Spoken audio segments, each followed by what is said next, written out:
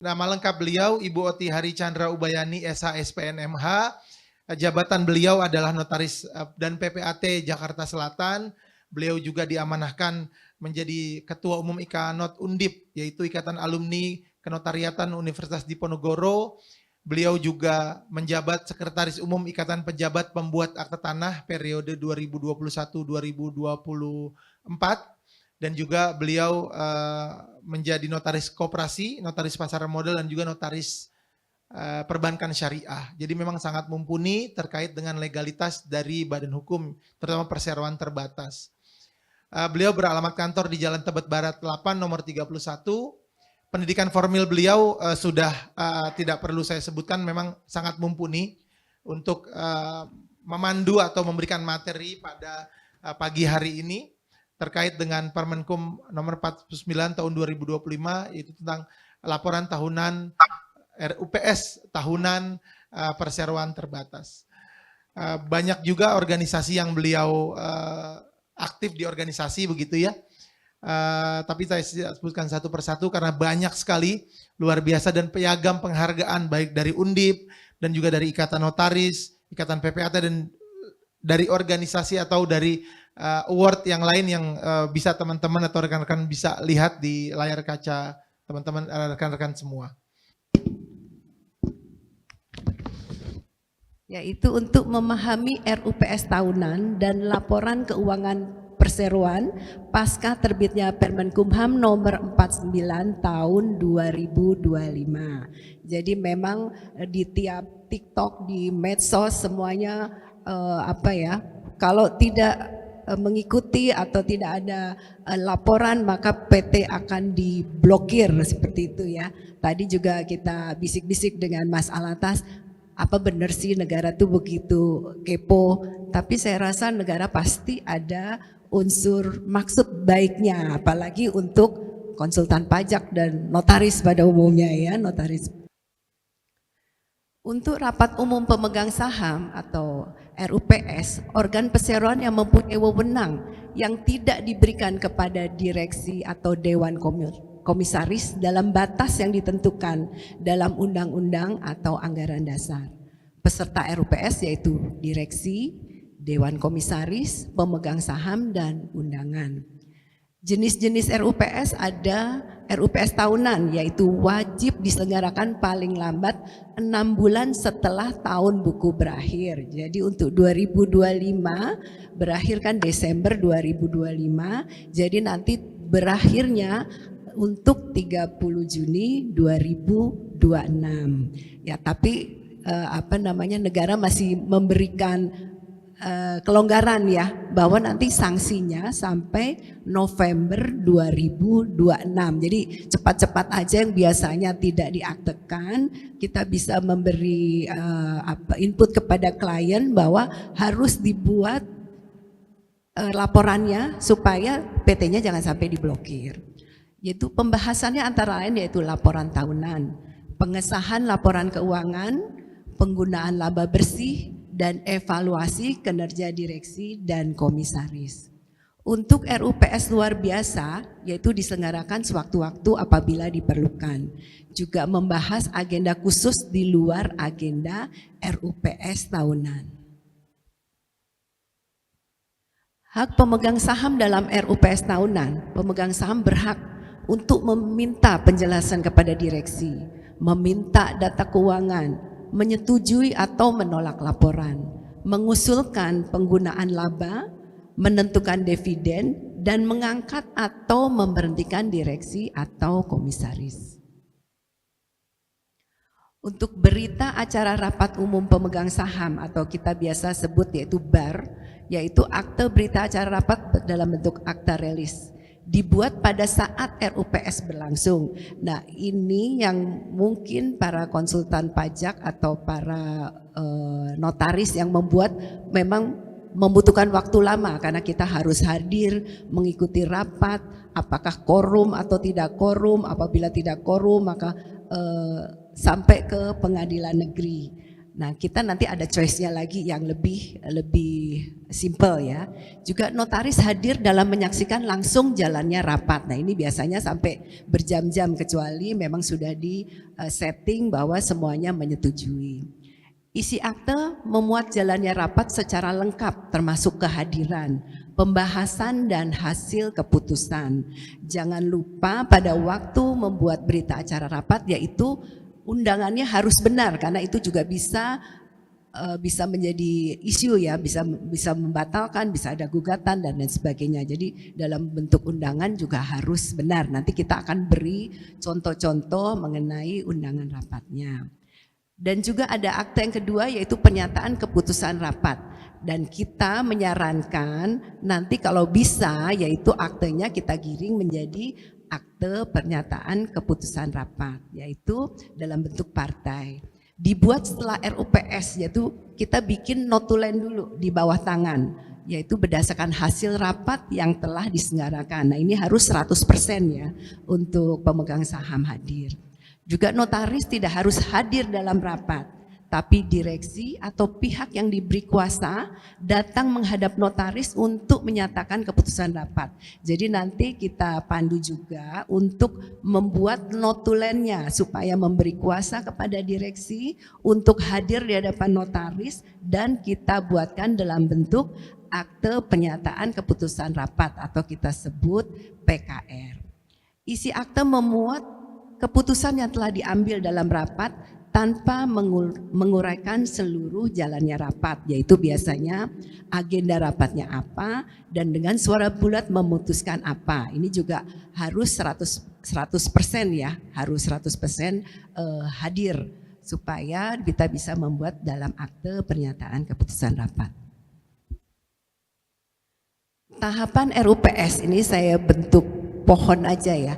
Jadi di dalam tahapan RUPS itu ada untuk PT terbuka dan untuk PT tertutup, untuk perorangan atau PT UMKM. Jadi kalau untuk terbuka memberitahukan agenda rapat ke OJK terlebih dahulu. Jadi perusahaan wajib menyampaikan pemberitahuan agenda RUPS kepada OJK paling lambat 5 hari kerja sebelum pengumuman RUPS, yaitu pasal 3 POJK 15/2020. Ini jangan sampai terlupakan ya, karena ini adalah tahapan.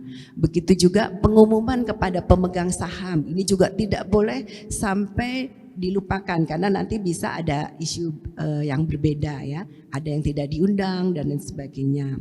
Yaitu paling lambat 14 hari sebelum undangan RUPS.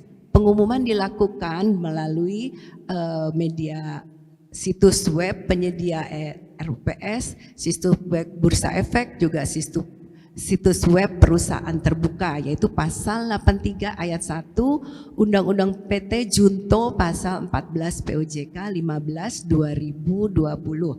Jadi teman-teman jangan sampai lupa untuk melihat undangannya apakah sudah memenuhi persyaratan ini. Jadi harus memenuhi, karena kalau tidak nanti bisa ada yang merasa tidak diberitahu, tidak dipanggil, akhirnya nanti membuat gugatan dan lain sebagainya.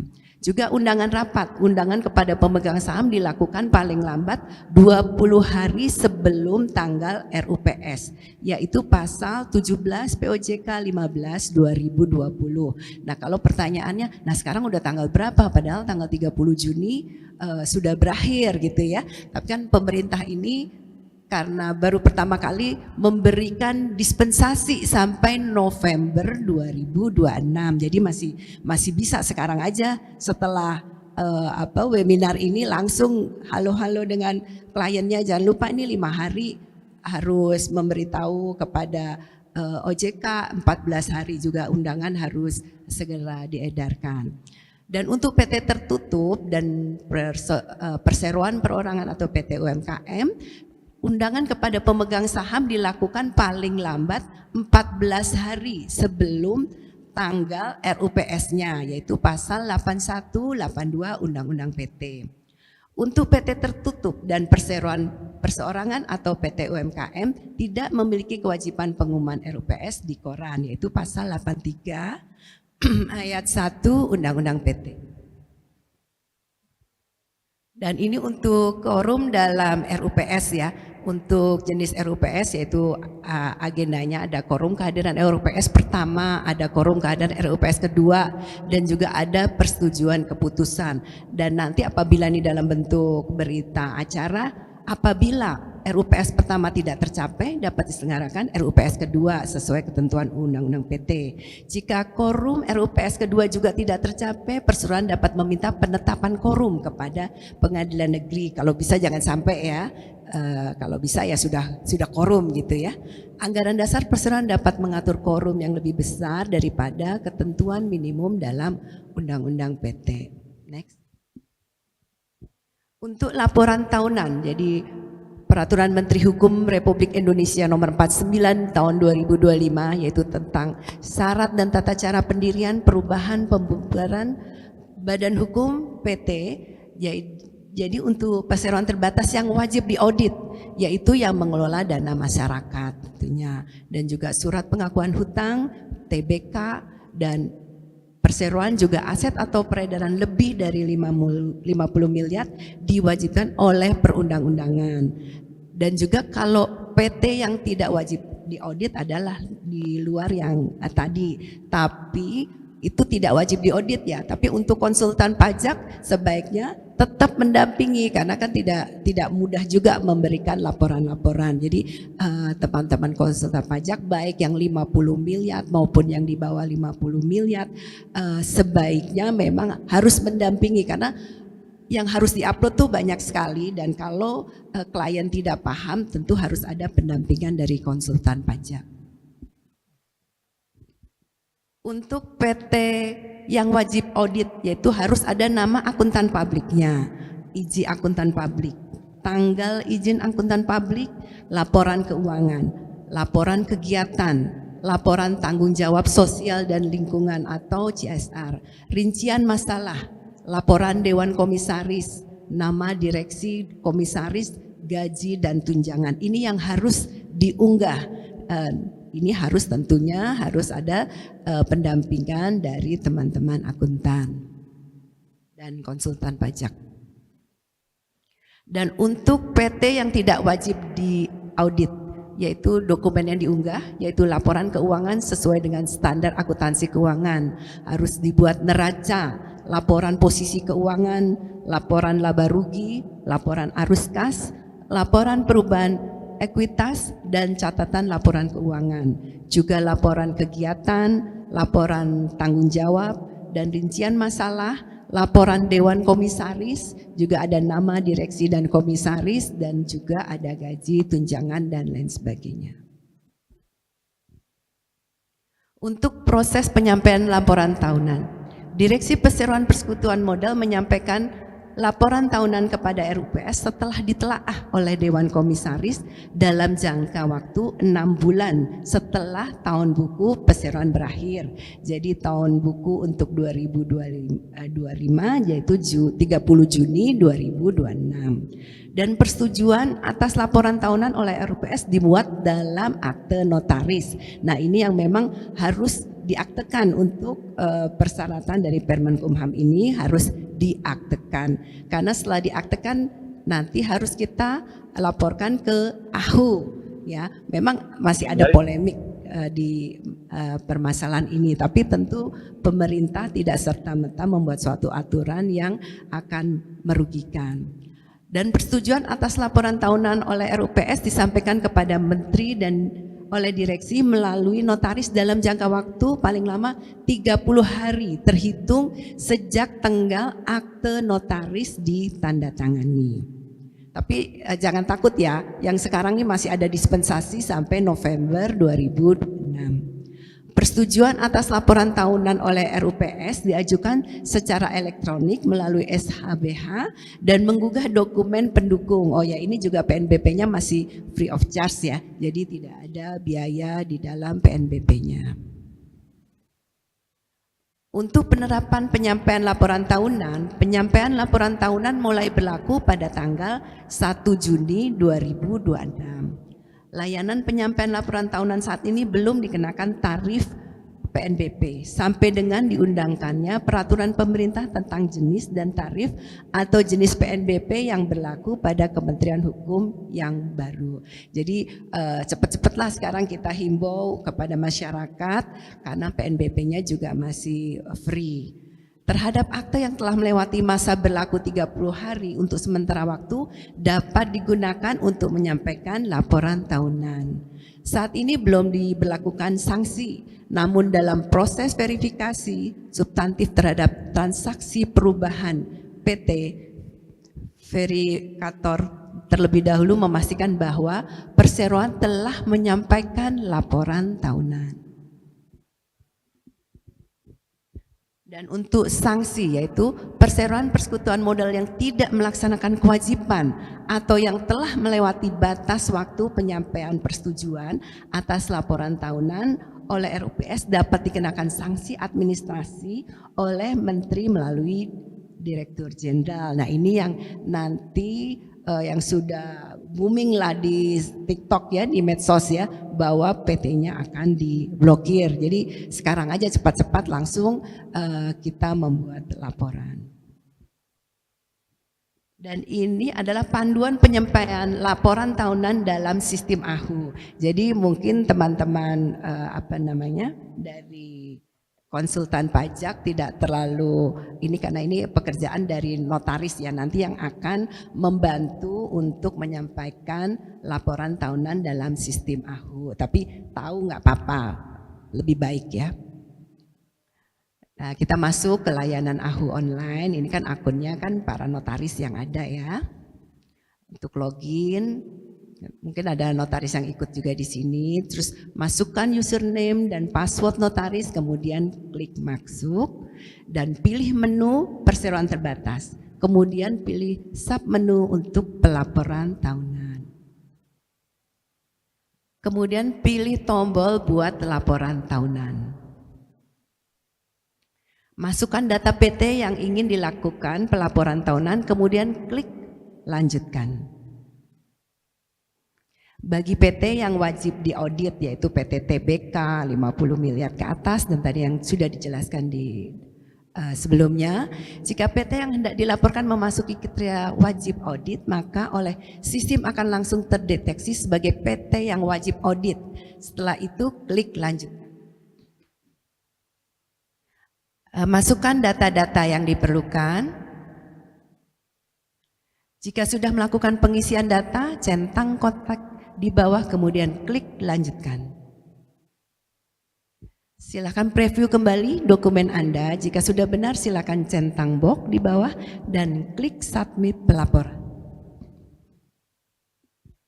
Jika pelaporan sudah disubmit, maka silakan kembali ke menu pelaporan tahunan dan pada kolom aksi silakan unduh surat laporan perseroan.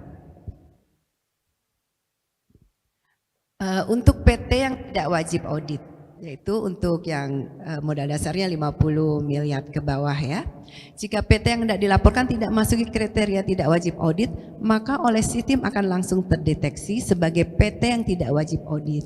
Sehingga PT tersebut bebas memilih untuk layanan yang ingin dipilih, setelah itu klik lanjutkan. Masukkan data yang diperlukan. Jika sudah melakukan pengisian data, centang kontak di bawah kemudian klik lanjutkan. Silakan preview kembali dokumen Anda. Jika sudah benar, silakan centang box di bawah dan klik submit pelaporan.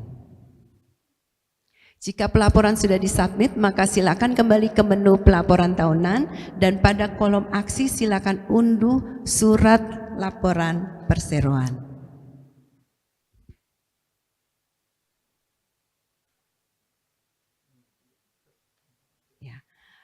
Nah ini ada pengumuman dari AHU ya untuk penerapan layanan penyampaian laporan tahunan ya. Next. Juga ada kewajiban pelaporan tahunan. Jadi ini kalau susah mengingatnya di sini kita lihat mudah ya. Jadi yang wajib audit dan yang tidak wajib. Yang wajib audit itu ada 5 ya. Yang tidak wajib audit yang di luar itu dokumen yang diunggah pun sudah ada kepanduannya untuk yang wajib audit dan yang tidak wajib audit.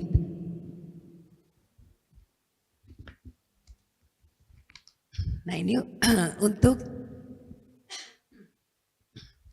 teman-teman, ini ada berita acara rapat umum pemegang saham tahunan yaitu PT, di mana notaris harus hadir.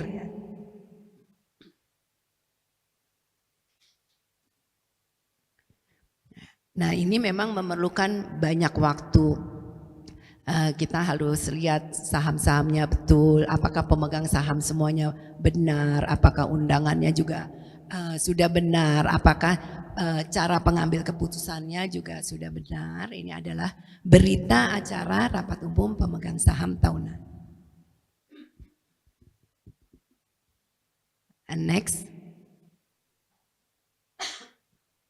Dan ini adalah untuk pernyataan keputusan para pemegang saham. Ini bentuknya seperti akte, dasar pembuatannya adalah dengan notulen. Notulen sirkuler yang dirapatkan yang nanti memberi kuasa kepada salah satu direksi untuk menghadap ke notaris. Jadi ini untuk para notaris ya, dua versi akte ini aja yang menjadi kepanduan. Tapi kalau saya sih lebih happy apabila dengan PKR ya, dengan pernyataan keputusan rapat berdasarkan notulen yang dibuat di bawah tangan.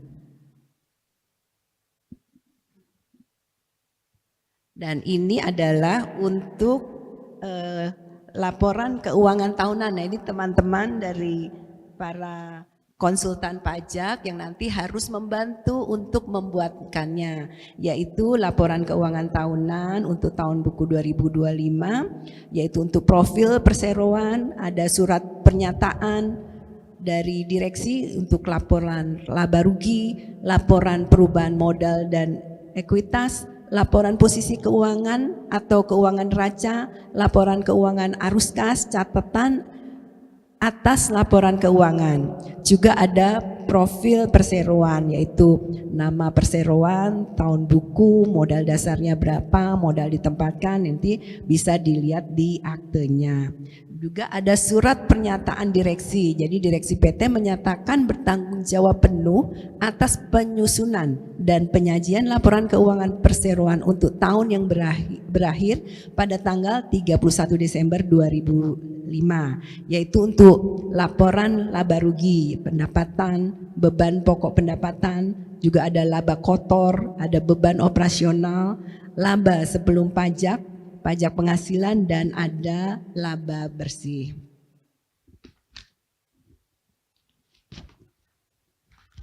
Untuk itu juga ada laporan perubahan modal atau ekuitas, yaitu modal yang disetor awal, laba bersih tahun berjalan, dan total ekuitas akhir.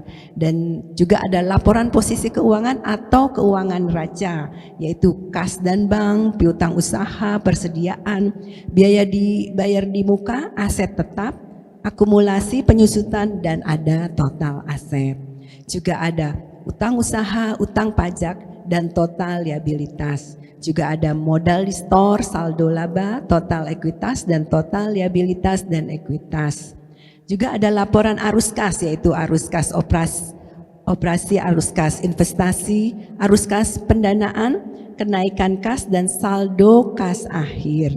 Juga ada catatan laporan keuangan seperti informasi umum, dasar penyusunan, kebijakan akuntansi, dan kas dan bank.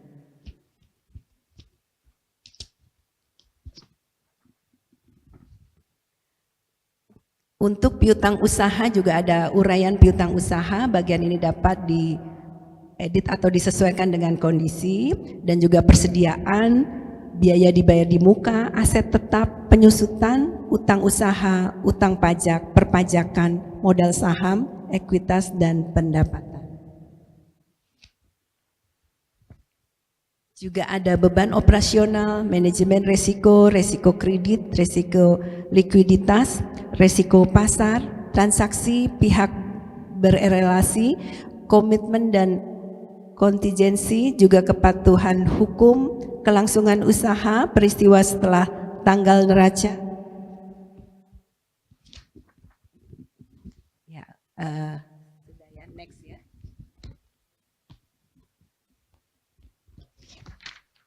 Dan ini adalah contoh laporan kegiatan perseroan. Mungkin nanti kita bisa masukkan di dalam PDF, monggo saja. Mungkin teman-teman sudah mahir ya untuk pengisian untuk laporan kegiatan perseroan tahun buku 2025 dan ini mungkin bisa menjadi kepanduan.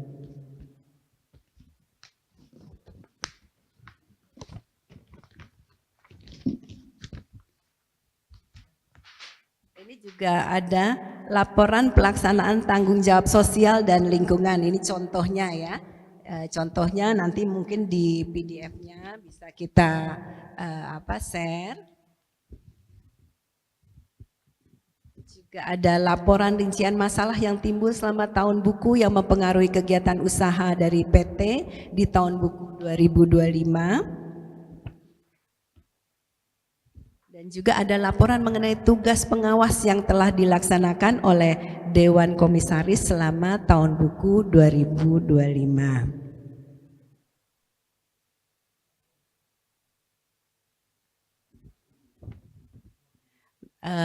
Ini adalah contoh dari laporan tahunan tahun buku 2005. Contoh draftnya ya. Nanti bisa teman-teman juga kita share.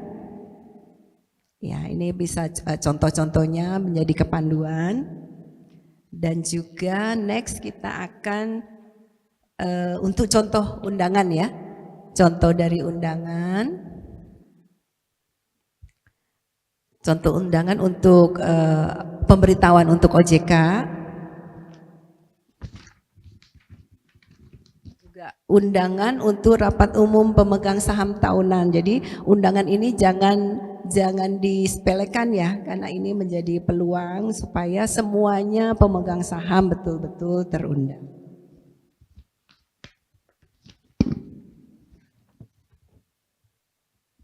Dan juga ada undangan untuk PT yang tertutup. Baik, untuk materi ini terima kasih sudah kita mulai untuk diskusi, tapi untuk semua PDF contoh-contoh ini sudah menjadi kepanduan, baik itu untuk para pengusaha, pemegang saham, juga teman-teman dari konsultan pajak, juga dari notaris PPAT. Ini sebenarnya bersekitar dengan ini aja, dari materi ini nggak ada yang keluar, semuanya simple, semuanya gampang kita terima dengan baik dan semuanya sudah ada contohnya.